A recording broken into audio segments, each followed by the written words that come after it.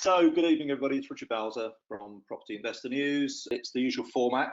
We try and keep these short and sharp, packed with content, and at the same time giving you the opportunity to get some interaction, ask some questions on the back of recent articles in Property Investor News, and tonight is no exception.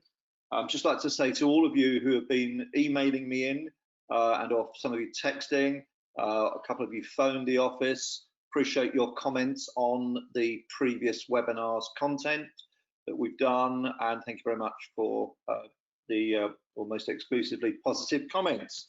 Long may that continue. So I'm now going to just mention who I am. So I'm Richard Bowles, editor of Property Investor News.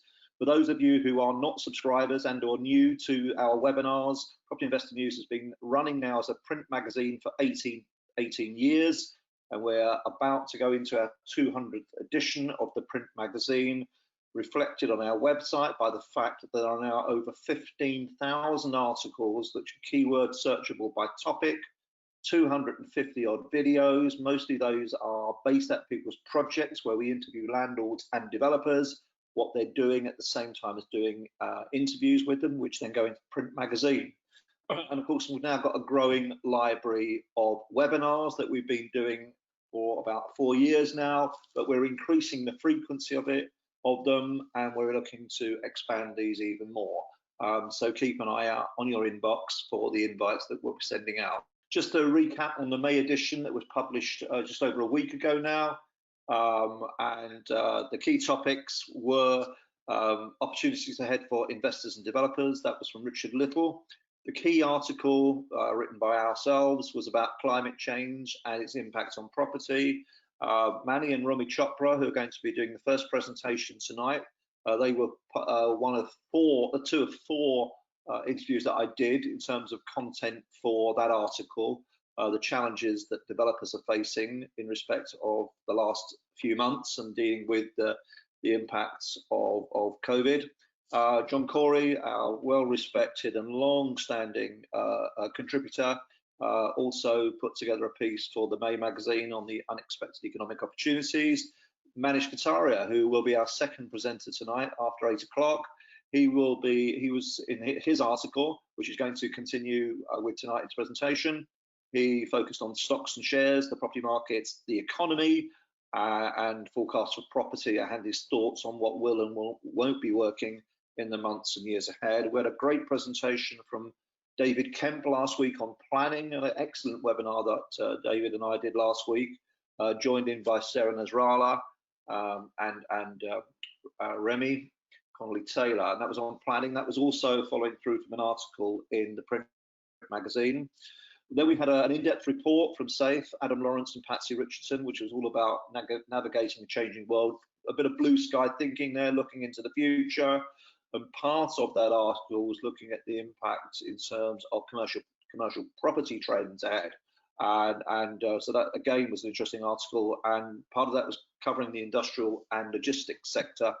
And then finally, a couple of other articles that were in this May edition: the impact of coronavirus on auctions and future property pricing at auctions. That was written by Jay Howard, who will be joining me in another webinar upcoming on the auction sector. And Patrick Sullivan, who's a new contributor, a very experienced landlord. He wrote a piece for us on regulation and how it's impacting on landlords and agents. So that's the content of the May magazine. Believe it or not, we go to print later next week on the June magazine. So for me, the May magazine is consigned to the history books, and I'm already knee-deep in the June magazine, along with my colleagues putting the next one together. So if you're not aware of Property Investor News, this is the only sales pitch tonight. It's £7.95 per month via a quarterly direct debit. You get access to all of the content that we've published over the last 18 years. It's all about helping you on your journey to property investing success and minimizing the risks ahead. And at the moment, as we are all very aware, the risks have grown, and we will see some of the repercussions unfolding in the weeks and months ahead. And Manish will give you his thoughts on that later. Manni is with us. Manni, good evening. Hi Richard. Hi everyone. Hi, Manni. Good evening, Manni. So, Manni and Romi Chopra were featured in, as I've already mentioned, the May magazine. I also did an interview with them at a project last year in Reading, and we've also got some videos of that meet and the interview that we did on our website. Hello everyone. For those of you who don't know us, I'm Manni, and this is my life and business partner, Romi. I'm sure some of you are feeling sorry for me right now, but hey, we're a great team, and we've been, just to give you a very quick background, because I know we're sort of limited on time, we've been in property well in excess of 10 years, and our early days spent on acquiring assets and converting the 3-4 bedroom houses into HMOs. Last 4 or 5 years, we've been focusing on mainly developments, and today we're going to focus our talk primarily on the impact of COVID-19 on our live projects. So let's go through it. So this is our project in Watford. Luckily for us, we literally completed the construction work, I'd say a week or so before lockdown. And yeah, that was quite lucky in terms of timings. But then we still had a lot of outstanding work left to do in terms of getting building reg sign off and testing all the electrics. And well, the biggest challenge was that although the construction finished, obviously with following construction, you still need to have, as I said, warranty sign off, building control sign off, and obviously the issue that we had there was because of the lockdown that got impacted in terms of delayed, and obviously when you're on a development loan, that has a significant financial impact on the project. So we had probably a 4 to 6 week delay on that, so that obviously has. I'll go through that in a minute as well. So that's what you see as the CGI image, but it pretty much looks like that, really, to be fair. I'm going to go through the numbers in a minute now. So we bought it back in late, I think, December 2018 for 440,000, and the build costs are roughly around exactly, I think it's about 400 and. It's probably a bit little there, about 380. We managed to shave off a little bit of that.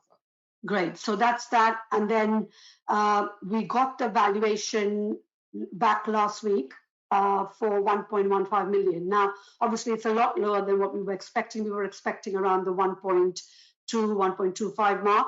But nevertheless, the money that we're going to get back to pay off the development loan is going to be obviously paying them off plus about 80 grand more. Yeah, I think the point that I want to really bring along here is that I actually go out to meet the surveyors on valuations, and he did say to me right at the outset that they had been given a directive that London in the M25 would be seeing reductions in GDs anywhere between 5 to 15%. So I knew then we were certainly going to be seeing some drop in our original, and it was the same surveyor that basically surveyed it at the beginning of the project. We were very fortunate to bring the same group of surveyors back, which I think worked to our advantage, because clearly they could see that the quality of the development was substantially better than we originally planned. We'd made some significant upgrades to that, and on the whole case of it, we only got downgraded by about 5 or 6%, which, to be honest, is at the lower end. So I think the thing to say is that if you are doing projects at the moment and you are getting valuations, or maybe getting a valuation in the next 4 to 6 weeks, just to bear in mind there might be a slight reduction, and something to bear in mind, particularly I suspect probably for the rest of 2020 going forward. The key thing in this project was obviously we had the build completed and we got the paperwork done, but the main challenge for us was trying to rent the flats out. So that took a bit of a while to take off the ground, but once we got it up and running in terms of the marketing online, I think they were snapped up pretty much within 2 weeks, I think. And we still have inquiries even now. So majority of the tenants were, I think 2 of them are universal credit and 2 private tenants. So I think it's the first time actually in our, I would say, property career that we've taken on universal credit tenants. And I think it's been a fairly good experience, actually. Yeah, again, I think that's, following up from that, I think don't be put off because the LHA rates caps have been removed. And I think you'll find now that the rentals that councils are offering, one, they're offering incentives for landlords, and you can cherry pick the type of tenant that you'd like to live in your property. So you are getting bonds, you are getting incentives, and you're getting full market rent. Just to give you an idea, these are all 1-bedroom flats, and we've been renting them out between £1,100 and £1,250 a month. excluding bills. So I think that's a very good rental achievement for a one-bedroom apartment outside London, but within the Greater London area. So we're very happy. I think we've managed to achieve the right rentals, but that all bound down to getting the right product in the right location and effectively time-wise, as I said, we thought we might be challenged, but I think fortunately that's worked in our favour. Yeah, so I think looking at the income there, we probably will take home around about £4,000 because we've got an agent to manage, do a full management of it. Although we found the tenants, we thought it's best for our own time and to manage, our developments, other developments which are in the pipeline. We wanted to outsource the management function. So that was the numbers on there, and feel free to ask me questions which we can answer at the end of the presentation. This is just to give you a preview of what it looked like. The picture on the left is what we bought it with. It was a warehouse and it was demolished, and we bought this as what that looks like there. And this is the finished product. This is the ground floor apartments with separate kitchens and bathrooms, obviously floor to ceiling tiling and using the good products. This is just giving you a preview of the top floor apartments. They've all got 2 reception rooms and they're on split level. The flats are all electric throughout, so no gas throughout the property. That was another good thing. So no gas certs or anything that we needed to get done.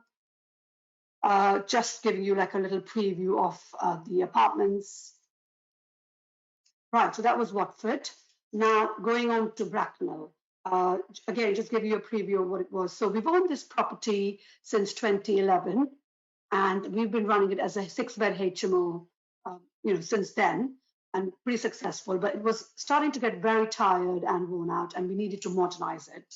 But it had a lot of land at the back, and that's what gave us the idea to explore the option of, what we can do with it. And when we went to our architect, he came back with the idea of having another dwelling using a side, back, and further single-story extension. So this is just giving you a preview of what we've managed to do. We put a planning application for the new dwelling, which we initially got rejected, but eventually on appeal, we won on the basis of policy. And now it's currently going through refurb, or some of it is new build, and we're going to be converting it into a 5-bed and a 6-bed HMO. So I'm going to show you some photos, and then there's some numbers I'd like to talk about as well. So this was obviously going through, or is still actually going through construction. This is what it's going to look like once it's completed. On the left, as you can see, that was the extension there. And I'm going to go through the numbers with you in a minute, but this is what it looks like right now. We've completed the first fix for plumbing and electrics. No, we've second fix as well now. We're about 75% of the way through now, so we're sort of now kitchens and bathrooms phase. So the guys have done very, very well. I think the key of challenges, this is a project that we've had to do through the COVID situation. And we've had issues with neighbours taking photographs and videos while the workers have been on site. So there have been some practical challenges. So, despite social distancing, despite all the relevant safety measures the guys have taken, we've had visits from the local constabulary, we've had visits from the local council. Fortunately, that all went through fine, because clearly we were following all the relevant protocols. But very, very, very important to note that, again, if you are doing a project currently and while the lockdown continues, be very aware that you've got a lot of people out there just waiting for you to possibly trip up and possibly make mistakes that potentially could come back and bite you. So be very, very careful and make sure that your contractors on site are following strict protocols all the way through, and avoid working outside the regular hours, Sundays, bank holidays, and all sorts of things like that. So I'm sure many of you already know that, but particularly with the current situation, clearly a lot of people are spending a lot of time at home, probably got too much to think about and too much time on their hands, which unfortunately can and has caused us a few issues. But yeah, absolutely correct. Yeah. So I think in terms of, we did stop construction there for about, I'd say 2 to 3 weeks when the lockdown just began. But then I think when the team felt it was safe to go back, they did, and that was all following procedure as per the government guidelines. So I think in terms of a build, we're not far behind the schedule. No, we're about 4 weeks ahead actually. So they've made up great ground, and I think we're probably due to finish probably second week of July. I think it's probably would be the realistic. But yeah, I mean, as I said, I think probably the next time around we can probably give you some more up-to-date pictures, and I think probably the final product. But all going well. As I said, there has been some challenges, but it's all about working around challenges, and I think that's the whole point about construction, and particularly with COVID. It's when you're up against it. I meet my contractors online regularly. We have a long discussion. I come on site once in a while just to make sure everything's going on site. I think communication with your contractors on a regular basis is important to see the sort of challenge they're facing. It's not just on site. You've also got issues with materials. As many of you will know, getting hold of plaster and finishing has been very challenging for a lot of people in the construction industry, and has also caused. When you get to the plastering stage, we've had a 2-week delay, or we've needed about 150 bags of plaster. We were restricted only getting 20 or 30. So these are kind of challenges that also has an impact on pricing. Obviously, again, if you're on a JCT contract, you've got to look and see how that has an impact on that. It's all about sitting down and negotiating, realigning, and ensuring that everything falls back into place. But so far, it's worked out well. So my key message is keeping constant communication with your contractors on the ground, and just they're obviously keen to get things done, but obviously they're going to have some challenges, and the key thing is trying to work around the challenges. So this is just giving you an overview of some of the other photos. As I said, some of the windows have been done now, and now they're just moving on to bathrooms and kitchens. Yeah, so again, these are just some photo shots of that's the rear of the property. So what we've effectively started with a footprint of about 1,800 square feet. We've added approximately 2,000 square feet onto the original house. So we now have two properties, two HMOs, which effectively one 1,800 square feet, one around about 2,000 square feet. So substantial area, which I think really is now the sort of template with all the relevant open planning living, giving people recreational space, social space, individual bathrooms, amenities, laundry rooms, etc., etc. So we've really gone to town with this one and taken all the caveats that we're learning through this COVID situation, the feedback we're getting from tenants, basically for rooms that have become unoccupied. What are people looking for if they're going to if they're going to live in a co-living environment? What are their expectations? What are their requirements? And this is going to be the challenge for HMO landlords in the future. And we're putting all of this into this project to try to make sure we make, so everyone, if they have to work from home, fantastic internet connections, VPN networks, all that sort of stuff. So it's all Cat6 cabled, all the data enabling. So we make sure we put in apps. We've got some of the best people in the data comms industry to come in to make sure that we've got this wired absolutely, to make sure that, because I think clearly home working is certainly going to be something that's going to be more common, particularly with some of our HMO clients. We're already seeing that now, and I think that will probably continue in the future. So it's important to get the infrastructure right to ensure that you can provide that form of environment, and I think then you'll probably be successful of getting the right type of client into your properties. Yes. Great. Thanks for that, Romi. So this brings on to our next one, which was going through planning while the COVID lockdown started. So Richard, guys, what this is a commercial shop with uppers, which is a standard thing. And at the back of this particular property, so it's an empty shop. Uppers are sold on long leases, and then we've got some space at the back, which we felt could be potentially an opportunity to build a residential complex. So we went through. It's not quite PD because obviously the shop's not big enough or deep enough to be able to create a suitable size flat because it has a garden space at the back. So what we've done, and also because it was on a conservation area, so that had a bit of a restriction on getting it through PD, permitted development. So we went through full planning, had a fantastic design by the architect that went through, and we managed to get through successfully first time round. So in essence, what we managed to achieve is to be able to create a 2-bedroom, 2-bathroom residential complex at the back. That's what it currently looks like at the moment. And if you can see the sort of rather rackety little roof at the back, that's sort of a rackety little extension that they've created. So that's all going to come down. We're going to take that part, that's sort of the part of the shop. So that's all going to be taken away, and we'll take it as far back as we can to the window that you can see, sort of the one that's facing us the closest. So that's where it will start from. And so the shop will retain probably around about 450 square feet as a frontage, and that will have its own kitchenette and bathroom. And the idea there is at that sort of square footage level, it falls within the business rate threshold, so under the business rate threshold, sorry. So that effectively means that it gives you a bigger audience in terms of potential commercial tenants, because obviously the commercial market is going through challenging times. So you've got to make it as palatable for potential customers as possible. So taking away the business rate certainly is going to be some incentive there. And as far as the residential property is concerned, because this has got rear access, which is a huge benefit, it allows us to create some garden space. That's going to happen here. So we're going to have a lawn. It's going to have a bike shed. It's going to have a bin store, cycle store, sorry, and a bin store. And then we're creating about 620 square feet of residential space in Surbiton. For those who know where Surbiton is, sort of not a million miles away from Kingston upon Thames. This is literally a 5-minute walk to Surbiton railway station, hop, skip, and a jump to the high street. So, and we've spoken to a couple of the agents there who are saying that sort of residential flats are big in demand. So clearly, this one is a great one. And again, we've managed to get the planning through COVID. Interestingly, I was liaising with the planning officer online through emails. So the whole planning process and protocol was all done through email.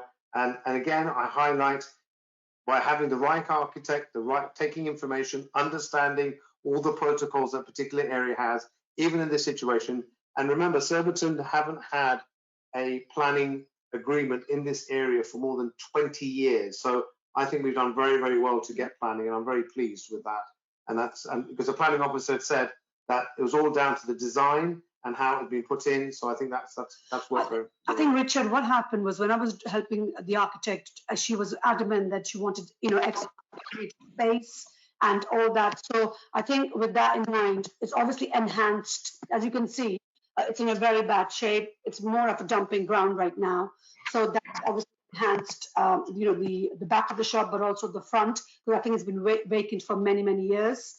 So I'm going to go through and show you the design in a minute, but on the right-hand side, you can see the numbers. So basically, the purchase price on that was 320, and we're getting quotes for refurbishment around the 110, 120,000 mark, including contingency. The 2-bed flat comfortably on the lower end of the scale is worth about 400 grand. The agent's given us between 400 to 450. We've taken the lower amount. The shop would rent for about 1250. That's about £15,000 a year, and the 2-bedroom flat at about £1,500 a month. So just giving you an idea of the numbers. And the idea is to hold the properties and then split the titles, create separate commercial and separate resi, and then refinance. Moving on to the next slide. So these are just some of the internal pics. As you can see, it needs a lot of work doing to it. It's been vacant for many, many years. And this is the plan. I might not go through too much detail with you, but just to say that the shop, this is the plan for the shop. And then this is where the extension ends for the shop. And this whole area here is about 68 square meters. Is the 2-bed, 2-bathroom flat. And that's all garden and amenity space there. So as you can see, really good plans, drawings, and elevations from the architect. Yeah. So the key thing to take away from here as well, and I think this is one of the things the planning officer commented on, was positioning of the windows, because obviously you've always got the right to light issue. So the architect's been very clever about how positioning the skylights, which brings a lot of light into the flat. So you see, as I said, with creating any form of residential complex in a commercially biased environment is always going to be a challenge. But I think the architect has done a very, very good job in creating something which I think is going to certainly add value to the area as far as the agents are concerned. And I think it could be a winning formula for something that we may do in the future as well. Yeah, and Richard, also to confirm that the planning officers did not visit the site. We sent the video that we had done when we were looking to buy this property. And based on that, obviously, and all the other online due that they did, they gave us the planning. So just to let you know as well that site visits to the planning offices. Yeah, that's great. I mean, that's that really was what the article was about, to see what challenges people like yourselves that we've interviewed in the magazine over the last 12 months have been dealing with. So that's great. She runs the J6 meet down at Slough. Hope you guys enjoyed that. So thanks, Manni. So I'm just going to a few questions before we switch over to Manish's presentation. So this is from Anton's. I think this question relates to the Watford scheme, guys. He's asking, how was the initial build financing secured? Was it a loan to build of some sort, or from existing funds or private investment? Well, it was a joint venture between us and the builder, and we put in 50% of the funds. Yeah, this was brought to us, Richard, by it was brought to us by one of our attendees at the property, who's a builder, and obviously he was quite keen to do it, but obviously didn't have the experience about project managing. Obviously, he wanted to build, but wanted to come in with somebody who could basically handhold him through the process. As far as the financing is concerned, because we were on a bit of a time frame on that one, so we did a bridge, and then we into a development finance loan. So we put in some of our own. Obviously, we checked equity between ourselves and our joint venture partner. So we had to put in some of our own cash into the deal, and then effectively we used one company that set up a bridge and then converted that into a development loan on a drawdown facility. And now we're going to be exiting that on a buy-to-let mortgage through another company. So that's the process of how that took place. And just one thing, just to let you know, which I think was quite a welcome thing, was although because of the COVID situation, like a lot of people who have development finance or bridging, there's always that concern that if your time's extended, that there could be some serious penalties and financial headaches that could occur. Fortunately, I got an agreement from the managing director of the development company to freeze the interest since the 21st of March. Wow, excellent. So we managed to get that. So they basically retained. Obviously, once you pass that, the interest rate can sort of hike up. So if you're paying 0.75% of the month during the duration of the contract, once you've exceeded that period, they can pretty much have carte blanche to increase that to whatever level you want. But fortunately, they could clearly see where we were pretty much at the end of the project. They could clearly understand the challenges of surveys, etc., and they came to an agreement that they would not inadvertently penalise us for that on that situation. Excellent. A slightly more complex question this time, guys, for Romi and Manni. This is from Rizwan, and he's saying, right, let me get this one. So my planning permission for a separate 2-bedroom house behind a commercial building was rejected because it would affect light and amenity for the flat at the back of this project. My neighbours accepted because his back of the front building is classed as commercial, but mine is classed as residential. Do you know how one can get around this? That sounds to me slightly, Romi, that might be best taken offline. Yeah, I would say so. Yeah, I'd need to know a little bit more of the semantics of that one, because there's so many variables there, Richard. We spend the rest of the evening talking to them about it. So, okay, so Rizwan, I don't think Manny will be too happy, so I'll speak to them about it. Yeah. So Rizwan, you'll have to be. We'll put you directly in touch with Romi and Manni. Please speak to me directly. I'll be happy to speak to you about it. Great. Okay, I'll give you one more question, then we're going to cut. That's a good one. Will you? This is from Mariola, who I know, and she's basically saying, can you share the details with your finance broker? Yeah, happy to do so. I mean, we've got I'll be very honest with you. When it comes, finance now has become far more complex than it was 6 months ago. It really does depend whether some have strength in residential, some will have strength in commercial, and in other areas. So, but I'm happy to share. We're happy to share a couple of the guys that we use on both sides of the fence. So depending on what area of development she's looking at doing, feel free to get in contact with us. I'll send you the details. We're happy to send the details. No problem. Thanks, Manny. And we've run out of time for questions, but as one response to the on Watford, it's from Anton saying, "Excellent. Thank you for the thorough and candid answer. Well done on the freeze." Yeah. Brilliant. Hope you enjoyed it, Richard, and hope you found it useful. Yeah, no, I'm sure. Thank you very much for all of your time tonight.